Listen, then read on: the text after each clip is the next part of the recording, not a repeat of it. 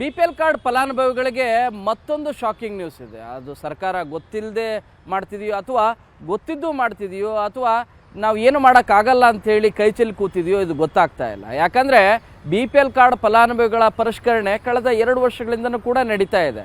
ಈಗಾಗಲೇ ಅದು 13 ಲಕ್ಷಕ್ಕೂ ಹೆಚ್ಚು ಜನ ಯಾರ್ಯಾರು ಬಿ ಪಿ ಎಲ್ ಕಾರ್ಡ್ ಮಾನದಂಡ ಏನಿದೆಯಲ್ಲ ಆ ಮಾನದಂಡ ಇಲ್ಲದೇ ಇದ್ದರೆ ಅವರನ್ನು ಎ ಪಿ ಎಲ್ ಕಾರ್ಡ್ಗೆ ಶಿಫ್ಟ್ ಮಾಡುವಂಥ ಕಾರ್ಯ ಆಗ್ತಾ ಇದೆ. ಅದು ಎಲ್ರಿಗೂ ಕೂಡ ಗೊತ್ತಿರುವಂಥ ವಿಚಾರ. ಇದರಲ್ಲಿ ನಿಜವಾದ ಬಡವರು, ಶ್ರಮಿಕರು, ಕಾರ್ಮಿಕರು, ಬಿ ಪಿ ಎಲ್ ಕಾರ್ಡ್ಗೆ ಅರ್ಹರಿರೋರು ಕೂಡ ಕೆಲವ್ರನ್ನ ಡಿಲೀಟ್ ಮಾಡಲಾಗ್ತಾ ಇದೆ. ಅದು ಕಣ್ ತಪ್ಪಿನಿಂದ ಆಗ್ತಾ ಇದ್ದರೆ ಅವರನ್ನು ನಾವು ಮತ್ತೆ ಆ್ಯಡ್ ಮಾಡ್ಕೊಂಡು ಅಂದರೆ ಎ ಪಿ ಎಲ್ ಕಾರ್ಡಿಂದ ಬಿ ಪಿ ಎಲ್ ಕಾರ್ಡ್ ಕೊಡುವಂಥ ಕಾರ್ಯ ಮಾಡ್ತೀವಿ ಅಂತೇಳಿ ಆಹಾರ ಇಲಾಖೆಯ ಸಚಿವರ ಅಂತ ಕೆ ಎಚ್ ಮುನಿಯಪ್ಪ ಅವರು ಹೇಳಿದರು.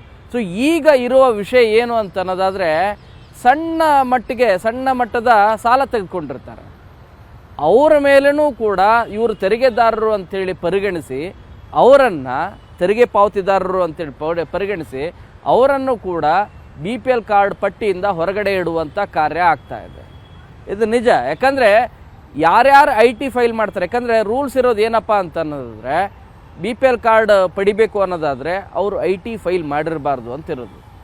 ಅವರ ಆದಾಯ, ವಾರ್ಷಿಕ ಆದಾಯ 1,20,000 ಮೀರಿರಬಾರ್ದು ಅಂತಿರೋದು. ಅದು ಎರಡನೇ ವಿಚಾರ, ನಾನು ಆಮೇಲೆ ಮಾತಾಡ್ತೀನಿ. ಬಟ್ ಮೊದಲನೇದು ಐ ಟಿ ಫೈಲ್ ಮಾಡಿರೋರು ಯಾರು ಕೂಡ ಅವರು ಅರ್ಹರಲ್ಲ ಅಂಥೇಳಿ. ಐ ಟಿ ಫೈಲ್ ಯಾರ್ಯಾರು ಮಾಡಿಲ್ಲೋ ಅದನ್ನೆಲ್ಲ ಪ್ರತಿ ವರ್ಷವೂ ಕೂಡ ಅಥವಾ ಆಗಿಂದಾಗೆ ಆದಾಯ ಇಲಾಖೆ, ಆಹಾರ ಇಲಾಖೆಗೆ ಒಂದು ಪಟ್ಟಿಯನ್ನು ಕೊಡ್ತಾ ಹೋಗುತ್ತೆ. ಇವರು ಇನ್ಕಮ್ ಟ್ಯಾಕ್ಸ್ ಫೈಲ್ ಮಾಡಿದ್ದಾರೆ, ಆದಾಯ ತೆರಿಗೆ ಕಟ್ಟಿದ್ದಾರೆ ಅಂಥೇಳಿ. ಇದರಲ್ಲಿ ನಿಮಗೆ ವರ್ಷಕ್ಕೆ ನಿಮಗೆ ಪ್ರತಿ ತಿಂಗಳು 20,000 ರೂಪಾಯಿ ತೆಗೆದುಕೊಳ್ಳುವಂಥ ಸಿಬ್ಬಂದಿ ಕೂಡ ನಿಮಗೆ ಟಿ ಡಿ ಎಸ್ ಕಟ್ಟಾಗತ್ತೆ ಪ್ರತಿ ವರ್ಷ 10% ರೀತಿಯಾಗಿ. 20,000 ಇತ್ತು ಅನ್ನೋದಾದರೆ 10% ಸ್ಯಾಲ್ರಿಯಲ್ಲಿ ಟಿ ಡಿ ಎಸ್ ಕಟ್ಟಾಗತ್ತೆ. ವರ್ಷದ ಕೊನೆಗೆ ಅದನ್ನು ಬಿಡಿಸ್ಕೋತಾರೆ. ಆ ಸಂದರ್ಭದಲ್ಲಿ ಐ ಟಿ ಫೈಲ್ ಮಾಡಬೇಕಾಗತ್ತೆ, ನಮ್ದು ಇಷ್ಟು ಸ್ಯಾಲ್ರಿ ಇದ್ದಿದ್ದು ಇಷ್ಟು ತೊಗೊಂಡಿದ್ದೀವಿ ಅಂಥೇಳಿ. ಸೊ ಆವಾಗ ಆ ಟಿ ಡಿ ಎಸ್ ವಾಪಸ್ ಬರುತ್ತೆ. ಸೊ ಅದನ್ನು ಪರಿಗಣಿಸಿ ಅನುಮಾನಾಸ್ಪದವಾಗಿ ಇರುವಂಥದ್ದು ಅಂಥೇಳಿ ಆದಾಯ ಇಲಾಖೆ ಪಟ್ಟಿಯನ್ನು ಕೊಡುತ್ತೆ. ಯಾಕಂದರೆ ಅವರು ಐ ಟಿ ಫೈಲ್ ಮಾಡಿದಾರಲ್ಲ, ಬಟ್ ಐ ಟಿ ಫೈಲ್ ಮಾಡಿದ್ದಾರೆ, ಆದರೆ ಐ ಟಿ ಫೈಲ್ ಮಾಡಿದ್ದಾರೆ ಬಟ್ ತೆರಿಗೆ ಕಟ್ಟುವಷ್ಟು ದೊಡ್ಡ ಮಟ್ಟದ ಸಂಬಳ ಏನಿಲ್ಲ, ವೇತನ ಇಲ್ಲ. ಆದರೂ ಕೂಡ ಅಂಥವ್ರನ್ನು ಕೂಡ ಬಿ ಪಿ ಎಲ್ ಕಾರ್ಡ್ ಏನಾದರೂ ಫಲಾನುಭವಿ ಆಗಿದ್ದರೆ ಅವರನ್ನು ಡಿಲೀಟ್ ಮಾಡುವಂಥ ಕಾರ್ಯ ಆಗ್ತಾಯಿದೆ. ಬಿ ಪಿ ಎಲ್ ಕಾರ್ಡಿಂದ ಎ ಪಿ ಎಲ್ ಕಾರ್ಡಿಗೆ ಶಿಫ್ಟ್ ಮಾಡುವಂಥ ಕಾರ್ಯ ಆಗ್ತಾಯಿದೆ. ಇದು ಒಂದು ಪ್ರಕರಣ. ಈ ರೀತಿಯಾದಂಥ ಒಂದು ಪ್ರಕರಣ. ಆದರೆ ಮತ್ತೊಂದು ಭಾಳ ಪ್ರಮುಖವಾದಂಥ ಪ್ರಕರಣ ಸಣ್ಣ ಮಟ್ಟದ ಸಾಲ ಆಗಿರುತ್ತೆ. ಉದಾಹರಣೆಗೆ ಮಕ್ಕಳಿಗೆ ಸಾಲ ಅಂತ ಹೇಳಿ ತೆಗೆದುಕೊಂಡಿರ್ತಾರೆ, ಎಜುಕೇಷನ್ ಲೋನ್ ಅಂತೇಳಿ ತೆಗೆದುಕೊಂಡಿರ್ತಾರೆ. ಅದು 2 ಲಕ್ಷ, 3 ಲಕ್ಷ, 5 ಲಕ್ಷ ಹೀಗಿರುತ್ತೆ. ಇನ್ನು ಸಣ್ಣ ಮಟ್ಟದ ಉದ್ಯಮಕ್ಕಾಗಿ ಕೂಡ ಸಾಲ ತೆಗೆದುಕೊಂಡಿರ್ತಾರೆ. ಸಾಲ ತಗೋಬೇಕು ಅಂದರೆ ಬ್ಯಾಂಕ್ಗಳಲ್ಲಿ ನೀವು ಟಿ ಡಿ ಎಸ್ ಸರ್ಟಿಫಿಕೇಟನ್ನು ಕೂಡ ನೀವು ಕೊಡಬೇಕಾಗತ್ತೆ. ತೆರಿಗೆ ಸಂಬಂಧಿಸಿದಂಥ ಪ್ರಮಾಣ ಪತ್ರವನ್ನು ಕೊಡಬೇಕು. ಆ ರೀತಿ ಕೊಟ್ಟಂಥ ಸಂದರ್ಭದಲ್ಲಿ ಆಟೋಮೆಟಿಕ್ಕಾಗಿ, ಯಾಕಂದರೆ ಪಾನ್ ಕಾರ್ಡ್ ಡೀಟೇಲ್ ಕೊಟ್ಟಿರ್ತಾರೆ, ಆಧಾರ್ ಕಾರ್ಡ್ ಡೀಟೇಲ್ ಇರುತ್ತೆ, ಆಟೋಮೆಟಿಕ್ಕಾಗಿ ಚೆಕ್ ಮಾಡಿದಾಗ, ಸರ್ಚ್ ಮಾಡಿದಾಗ ಇವರು ಕೂಡ ಐ ಟಿ ಫೈಲ್ ಮಾಡಿದ್ದಾರೆ ಅನ್ನೋ ರೀತಿಯಾಗಿಯೇ ಅದು ಪರಿಗಣನೆಗೆ ತೆಗೆದುಕೊಳ್ಳುತ್ತೆ ಆ ಸಾಫ್ಟ್ವೇರ್. ಸೊ ಆ ರೀತಿಯಾಗಿ ತೆಗೆದುಕೊಂಡು ಪಟ್ಟಿಯನ್ನು ಅನುಮಾನಾಸ್ಪದ ಅಂಥೇಳಿ ಆಹಾರ ಇಲಾಖೆ ಕೊಡ್ತಾರೆ. ಈ ರೀತಿಯಾಗಿ ಕಳೆದ 1 ವರ್ಷದಲ್ಲಿ ಇತ್ತೀಚೆಗಷ್ಟೇ 7.5 ಲಕ್ಷ ಅನುಮಾನಾಸ್ಪದ ಅಂಥೇಳಿ ಪಟ್ಟಿಯನ್ನು ಕೊಟ್ಟಿತ್ತು. ಇದರಲ್ಲಿ 4.5 ಲಕ್ಷದಷ್ಟು ಯಾರ್ಯಾರು ಫಲಾನುಭವಿಗಳ ಪಟ್ಟಿ ನಿಂತಲ್ಲ ಅದನ್ನೆಲ್ಲದನ್ನು ಕೂಡ ಎ ಪಿ ಎಲ್ ಶಿಫ್ಟ್ ಮಾಡಿದ್ದಾರೆ. ಇದರಲ್ಲಿ 40% ಈ ರೀತಿಯಾಗಿ ಜೆನ್ಯೂನ್, ಅವ್ರೇನು ತುಂಬ ದೊಡ್ಡ ಸ್ಯಾಲ್ರಿ ಏನಿರೋದಿಲ್ಲ, ಆದರೆ ಅವರು ಟಿ ಡಿ ಎಸ್ ಕಟ್ತಾ ಇದ್ದಾರೆ ಅನ್ನೋ ಕಾರಣಕ್ಕಾಗಿ ಅವರನ್ನು ಪಟ್ಟಿಯಿಂದ ಹೊರಗಡೆ ಇಡುವಂಥ ಕಾರ್ಯ ಆಗ್ತಾ ಇದೆ.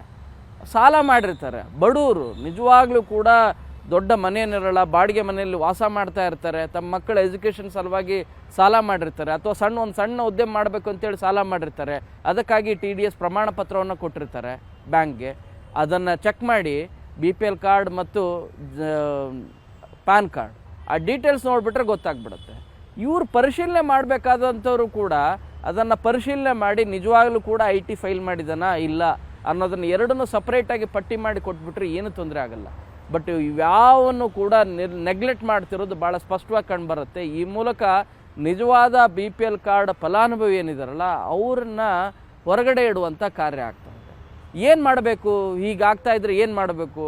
ಸಚಿವರೇ ಖುದ್ದು ಹೇಳಿದ್ದಾರೆ, ಈ ರೀತಿ ನಿಜವಾಗ್ಲೂ ಕೂಡ ನೀವು ಫಲಾನುಭವಿ ಆಗಿದ್ದು ಈ ರೀತಿ ತೊಂದರೆ ಆಗ್ತಾ ಇದೆ ಅನ್ನೋದಾದರೆ ನೀವು ಹೋಗಿ ಅದನ್ನು ನೋಡಿ ಚೆಕ್ ಮಾಡಿ ಫುಡ್ ಇಲಾಖೆಯ ಇನ್ಸ್ಪೆಕ್ಟರು ಮತ್ತು ಅದಕ್ಕೆ ಸಂಬಂಧಪಟ್ಟಂಥ ಅಧಿಕಾರಿಗಳು ಬಂದು ಪರಿಶೀಲನೆ ಮಾಡಿ ಚೆಕ್ ಮಾಡಿ ಮತ್ತೆ ನಿಮ್ಮನ್ನ BPL ಕಾರ್ಡ್ ಅರ್ಹ ಫಲಾನುಭವಿ ಆಗಿದ್ದರೆ ಅದನ್ನೇ ಮತ್ತೆ ನಿಮಗೆ BPL ಕಾರ್ಡ್ಗೆ ಆ್ಯಡ್ ಮಾಡುವಂಥ ಕಾರ್ಯ ಮಾಡ್ತಾರೆ ಅಂಥೇಳಿ.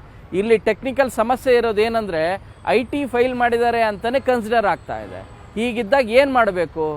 ಇದಕ್ಕೆ ಆಹಾರ ಇಲಾಖೆಯಲ್ಲೂ ಕೂಡ ಉತ್ತರ ಇಲ್ಲ.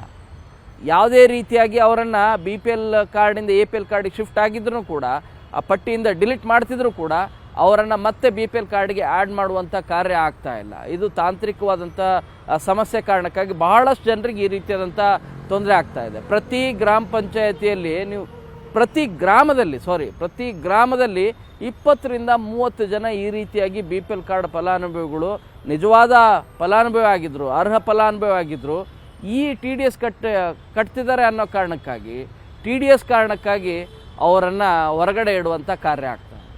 ಸೊ ಈ ಹಿನ್ನೆಲೆಯಲ್ಲಿ ಸರ್ಕಾರ ಪ್ಲೀಸ್ ಇವರನ್ನು ಪರಿಗಣನೆ ಮಾಡಿ, ಕ್ರಾಸ್ ಚೆಕ್ ಮಾಡಿ. ಸರ್ಕಾರ ನೀವು ಆದಾಯ ಇಲಾಖೆಯಿಂದನೇ ಸಪ್ರೇಟಾಗಿ ಬೈಫರ್ಕೇಷನ್ ಕೊಡೋ ರೀತಿಯಾಗಿ ಸಾಲದ ಸಂಬಂಧ TDS ಕಟ್ಟಿರೋದು, ವೇತನದ ಸಂಬಂಧ TDS ಕಟ್ಟಿರೋದು, ಇವುಗಳನ್ನು ಬೈಫರ್ಕೇಷನ್ ಮಾಡಿ ನೀವು ಇನ್ಫಾರ್ಮೇಷನ್ ತಗೊಂಡ್ರೆ ಅದಾದಮೇಲೆ ನೀವು ಒಂದ್ಸರಿ ಬೇಕಾದರೆ ಕ್ರಾಸ್ ಚೆಕ್ ಮಾಡಿ.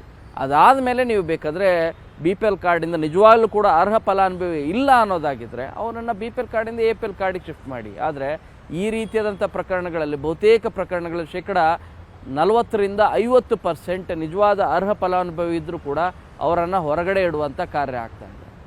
BPL ಕಾರ್ಡ್ ಪರಿಷ್ಕರಣೆ ಆಗಬೇಕಾಗಿರೋದು ನಿಜ. ಶ್ರೀಮಂತರಿದ್ದಾರೆ, ದೊಡ್ಡ ದೊಡ್ಡ ಧನಿಕರಿದ್ದಾರೆ, ಅವ್ರನ್ನೆಲ್ಲರನ್ನೂ ಕೂಡ ಹೊರಗಡೆ ಇಡಬೇಕು. ಹಾಗಂತೇಳಿ ನಿಜವಾದ ಫಲಾನುಭವಿನ ನೀವು ಹೊರಗಡೆ ಇಟ್ಟರೆ ಹಾಗಾಗಬಾರ್ದು. ಪರಿಷ್ಕರಣೆ ಕಾರ್ಯ ಭಾಳ ಸಮರ್ಪಕವಾಗಿ ಆಗಬೇಕು. ಇಲ್ಲದೇ ಇದ್ದರೆ ಬಡವರಿಗೆ, ಶ್ರಮಿಕರಿಗೆ, ಕೂಲಿ ಕಾರ್ಮಿಕರಿಗೆ, ಯಾರು ನಿಜವಾಗ್ಲೂ ಕೂಡ ಬಡತನ ರೇಖೆಗಿಂತ ಕೆಳಗಡೆ ಇದ್ದಾರೆ ಅವರಿಗೆ ಯುಟಿಲೈಸ್ ಆಗಬೇಕಾಗಿರೋಂಥ ಈ ಸ್ಕೀಮ್ ಏನಿದೆ ಅವರಿಗೆ ಸಿಗಲ್ಲ ಅಂದರೆ ಏನು? ಈ ಕುರಿತು ಸರ್ಕಾರ ನಿಜವಾಗ್ಲೂ ಕೂಡ ಯೋಚನೆಯನ್ನು ಮಾಡಬೇಕು. ಬರೀ ಯೋಚನೆ ಮಾಡೋದಲ್ಲ, ಅದನ್ನು ಇಂಪ್ಲಿಮೆಂಟ್ ಮಾಡುವಂಥ ಕಾರ್ಯನೂ ಕೂಡ ಮಾಡಬೇಕು. ಯಾರು ಸಫರ್ ಆಗ್ತಾ ಇದ್ದಾರೆ ಅವರಿಗೆ ಇಮಿಡಿಯೇಟ್, ಯಾಕಂದರೆ ಗ್ಯಾರಂಟಿ ಸ್ಕೀಮ್ಗಳು ಪಾರ್ಟಿ ವತಿಯಿಂದನೂ ಕೂಡ ಸಾಕಷ್ಟು ಪ್ರತಿ ಗ್ರಾಮ ಪಂಚಾಯತಿ ವಾರು, ತಾಲೂಕು ವಾರು, ಜಿಲ್ಲಾ ಮಟ್ಟದ ವಾರು ಒಂದು ಸಮಿತಿಯನ್ನು ಮಾಡಿದಾರಲ್ಲ, ಆ ಸಮಿತಿ ಏನು ಮಾಡ್ತಾ ಇದೆ? ಆ ಕಾಂಗ್ರೆಸ್ ನಾಯಕರೆಲ್ಲರೂ ಕೂಡ ಈ ಕುರಿತು ಪರಿಷ್ಕರಣೆ ಮಾಡುವಂಥ ಕಾರ್ಯ ಮಾಡಬೇಕು. ಅರ್ಹ ಫಲಾನುಭವಿಗಳಿಗೆ BPL ಕಾರ್ಡ್ ಮತ್ತೆ ಸಿಗಬೇಕು. ಅದೇ ನಮ್ಮ ಆಶಯ. ಕ್ಯಾಮರಾ ಪರ್ಸನ್ ರಾಯ್ಡೋ ಜೊತೆ ಶರಣು ಹಂಪಿ, ನ್ಯೂಸ್ 18. ನಿರ್ಭೀತ, ನಿಷ್ಪಕ್ಷಪಾತ, ವಿಶ್ವಾಸಾರ್ಹ ಸುದ್ದಿಗಳಿಗೆ ಮತ್ತೊಂದು ಹೆಸರಾಗಿರುವಂತ ನ್ಯೂಸ್ 18 ಕನ್ನಡ ಈಗ ಆಪ್ನಲ್ಲೂ ಲಭ್ಯವಿದೆ. ದಯವಿಟ್ಟು ಇಲ್ಲಿರುವಂತ QR ಕೋಡ್ ಸ್ಕ್ಯಾನ್ ಮಾಡಿಕೊಂಡು ಆಪ್ ಡೌನ್ಲೋಡ್ ಮಾಡೋದಕ್ಕೆ ಮರಿಬೇಡಿ. ನಿಮ್ಮ ಬೆಂಬಲ ಹೀಗೆ ಸದಾ ನಮ್ಮೊಂದಿಗಿರಲಿ. ಧನ್ಯವಾದ.